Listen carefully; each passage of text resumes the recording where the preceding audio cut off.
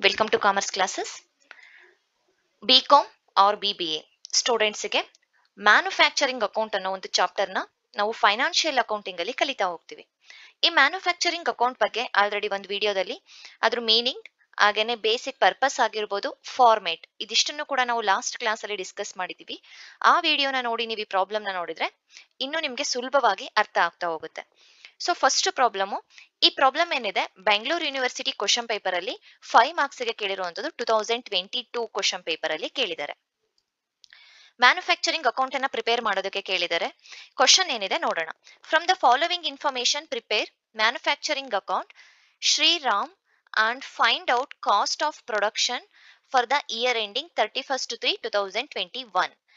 ಒಂದು manufacturing account ಅಲ್ಲಿ ಒಂದು ಫಿನಿಶ್ಡ್ ಗೂಡ್ಸ್ ಅನ್ನ ಪ್ರಿಪೇರ್ ಮಾಡೋದಕ್ಕೆ ಎಷ್ಟು ಕಾಸ್ಟ್ ಆಗಿದೆ ಅದನ್ನ ಪ್ರೊಡಕ್ಷನ್ ಮಾಡೋದಕ್ಕೆ, ಅದನ್ನ ಫೈಂಡ್ ಔಟ್ ಮಾಡೋದಕ್ಕೆ ಕೇಳಿದ್ದಾರೆ. ಓಪನಿಂಗ್ ಸ್ಟಾಕ್ ಕೊಟ್ಟಿದ್ದಾರೆ. ರಾ ಮೆಟೀರಿಯಲ್ಸ್ 75,000 ಇದೆ. ವರ್ಕ್ ಇನ್ ಪ್ರೋಗ್ರೆಸ್ 25,000 ಇದೆ. ಕ್ಲೋಸಿಂಗ್ ಸ್ಟಾಕ್ ಕೊಟ್ಟಿದ್ದಾರೆ. ರಾ ಮೆಟೀರಿಯಲ್ 31/3/2021 ಅಲ್ಲಿ 92,500 ಇದೆ. Work in progress closing stock ಅಲ್ಲಿ 16,000 rupees ಇದೆ. ಡೈರೆಕ್ಟ್ ವೇಜಸ್, ಡೈರೆಕ್ಟ್ ಎಕ್ಸ್ಪೆನ್ಸಸ್ ಕೊಟ್ಟಿದ್ದಾರೆ. ನಾವು ಡೆಬಿಟ್ ಸೈಡ್ ಅಲ್ಲಿ ತಗೊಳ್ತೀವಿ. ಮ್ಯಾನುಫ್ಯಾಕ್ಚರಿಂಗ್ ಎಕ್ಸ್ಪೆನ್ಸಸ್ ಇದೆ. ಪರ್ಚೇಸ್ ಆಫ್ ರಾ ಮೆಟೀರಿಯಲ್ ಕೊಟ್ಟಿದ್ದಾರೆ. ಕ್ಯಾರೇಜ್ ಇನ್ವಾರ್ಡ್ಸ್ ಇದೆ. ಸೊ ಇದಿಷ್ಟು ಡಾಟಾನ ನಾವು ಯೂಸ್ ಮಾಡಿಕೊಂಡು ಮ್ಯಾನುಫ್ಯಾಕ್ಚರಿಂಗ್ ಅಕೌಂಟ್ ಅನ್ನ ಪ್ರಿಪೇರ್ ಮಾಡಬೇಕು. ಯಾವ ರೀತಿ ನಾವು ಫಾರ್ಮೆಟ್ ಅಲ್ಲೇ ನೋಡಿದ್ವಿ, ಡೆಬಿಟ್ ಸೈಡ್, ಕ್ರೆಡಿಟ್ ಸೈಡ್, ಹೌದಲ್ವಾ? ಈ ಡೆಬಿಟ್ ಸೈಡ್ ಅಲ್ಲಿ ನಾವು first work in progress opening ಅಲ್ಲಿ ಏನಿರುತ್ತೆ ಆ ಒಂದು ಅಮೌಂಟ್ ತಗೊಳ್ತೀವಿ. ಅದಾದ್ಮೇಲೆ ನಾವು ಟು ರಾ ಮೆಟೀರಿಯಲ್ ಕನ್ಸ್ಯೂಮರ್ ಅನ್ನ ಎಷ್ಟು ರಾ ಮೆಟೀರಿಯಲ್ ಯೂಸ್ ಮಾಡ್ಕೊಂಡಿದೀವಿ ಅದನ್ನ ತಗೊಳ್ತೀವಿ. ಮತ್ತೆ ಎಲ್ಲಾ ಡೈರೆಕ್ಟ್ ಎಕ್ಸ್ಪೆನ್ಸಸ್ ನ ತಗೊಳ್ತೀವಿ.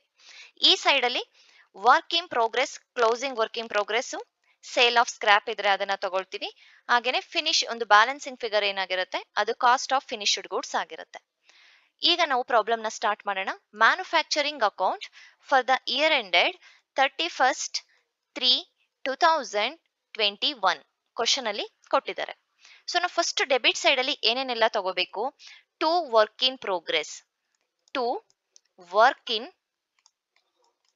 ಪ್ರೋಗ್ರೆಸ್ ಎಷ್ಟಿದೆ? ಓಪನಿಂಗ್ ವರ್ಕ್ ಇನ್ ಪ್ರೋಗ್ರೆಸ್ ಎಷ್ಟು ಕೊಟ್ಟಿದ್ದಾರೆ ಕ್ವಶನ್ ಪೇಪರ್ ಅಲ್ಲಿ ನಾವು ನೋಡಬಹುದು. ಇಲ್ಲಿ 25,000 rupees ಇದೆ. 25,000. ನೆಕ್ಸ್ಟ್ ನಾವು ಯಾವ್ಯಾವ್ದೆಲ್ಲ ಒಂದು ರಾ ಮೆಟೀರಿಯಲ್ಸ್ ನಾವು ಯೂಸ್ ಮಾಡ್ಕೊಂಡಿದೀವಿ ಅದನ್ನ ಎಂಟ್ರಿ ಮಾಡ್ಕೋಬೇಕು. To raw material consumed. ನೀವು ರಾ ಮೆಟೀರಿಯಲ್ ಅನ್ನೋದನ್ನ ಫುಲ್ ಬರಿಬೇಕಾಗತ್ತೆ, ಶಾರ್ಟ್ ಕಟ್ ಅಲ್ಲಿ ಬರಿಬೇಡಿ. ಟು ರಾ ಮೆಟೀರಿಯಲ್ ಕನ್ಸ್ಯೂಮರ್ಡ್ ಯಾವ ರೀತಿ ಸಿಗುತ್ತೆ? Opening stock of raw material. Opening stock ಎಷ್ಟಿತ್ತು? Opening stock raw materials raw material opening stock 75,000 rupees ಇತ್ತು ಕ್ವಶನ್ ಅಲ್ಲಿ. ಸೊ ಈಗ ನಾವು 75,000 ತಗೋಬೇಕು. 75,000 ಇನ್ನರ್ ಕಾಲಮ್ ಅಲ್ಲೇನೆ ತಗೊಳ್ತಾ ಇದ್ದೀನಿ. ನೆಕ್ಸ್ಟ್ ನಾವು add purchase of raw material, extra raw material ನ ಪರ್ಚೇಸ್ ಮಾಡಿರುವಂತದ್ದು ಇಲ್ಲಿ ಕೊಟ್ಟಿದ್ದಾರೆ ನೋಡಿ. Add purchase of raw material, add purchase of raw material ಎಷ್ಟಿದೆ? 2,75,000 rupees ಒಂದು ರಾ ಮೆಟೀರಿಯಲ್ ನ ಪರ್ಚೇಸ್ ಮಾಡಿದ್ದಾರೆ ಹೊಸದಾಗಿ. ಸೊ 2,75,000. ನೆಕ್ಸ್ಟ್ ಇನ್ನೇನ್ ತಗೋಬೇಕು? ನಾವ್ ಇದರಲ್ಲಿ closing stock of raw material, ಆ ಒಂದು ಇಯರ್ ಕೊನೆಯಲ್ಲಿ ಎಷ್ಟು ರಾ ಮೆಟೀರಿಯಲ್ ಇತ್ತು ಅದನ್ನ ನಾವಿಲ್ಲಿ ಲೆಸ್ ಮಾಡ್ಬೇಕಾಗುತ್ತೆ. Closing stock of raw material ಎಷ್ಟಿದೆ? 92,500 ಇದೆ. Minus closing stock of raw material ಎಷ್ಟಿತ್ತು amount? 16,000. Closing stock of raw material 92,500.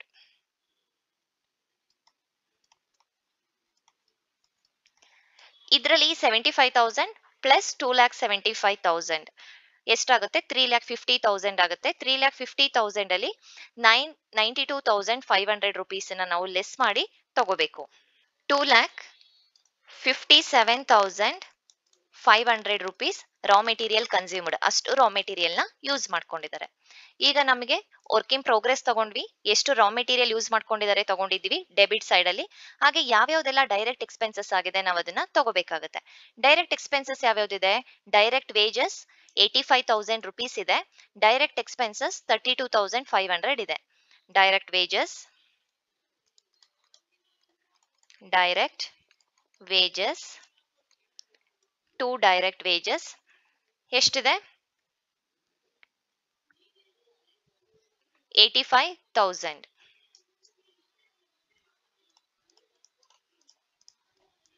To direct expenses 32,500 rupees ಇದೆ. ಮತ್ತೆ ಇನ್ನೇನಾದ್ರೂ ಡೈರೆಕ್ಟ್ ಎಕ್ಸ್ಪೆನ್ಸಸ್ ಇದೆಯಾ?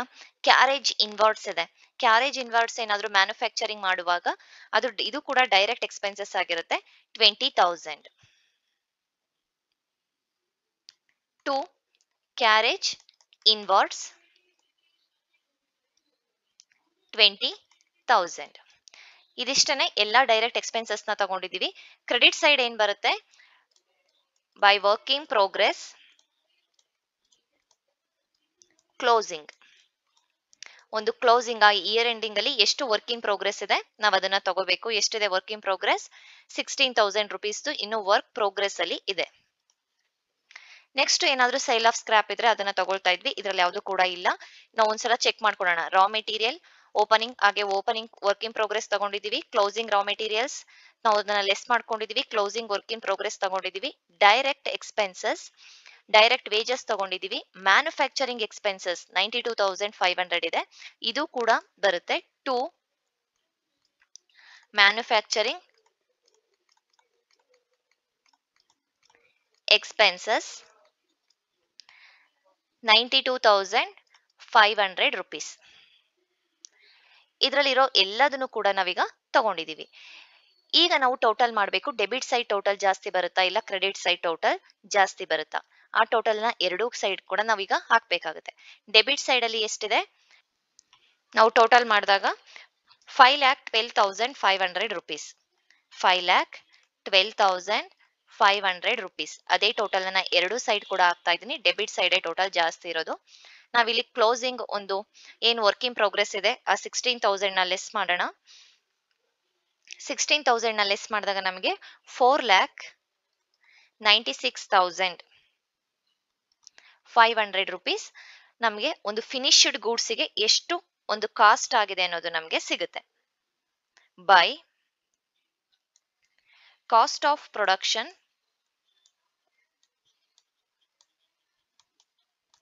finished goods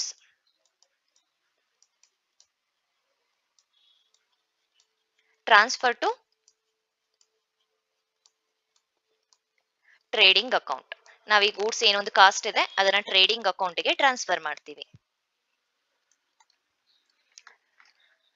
ಈ ಪ್ರಾಬ್ಲಮ್ ನಿಮಗೆ 2022 ಬೆಂಗಳೂರು ಯೂನಿವರ್ಸಿಟಿ ಒಂದು ಕ್ವಶನ್ ಪೇಪರ್ ಅಲ್ಲಿ ಕೇಳಿರೋದು. ಮ್ಯಾನುಫ್ಯಾಕ್ಚರಿಂಗ್ ಅಕೌಂಟ್ ಪ್ರಿಪೇರ್ ಮಾಡೋದಕ್ಕೆ 5 ಮಾರ್ಕ್ಸ್ ಗೆ ಕೇಳಿರುವಂತ ಕ್ವಶನ್ ಪೇಪರ್ ಪ್ರಾಬ್ಲಮ್.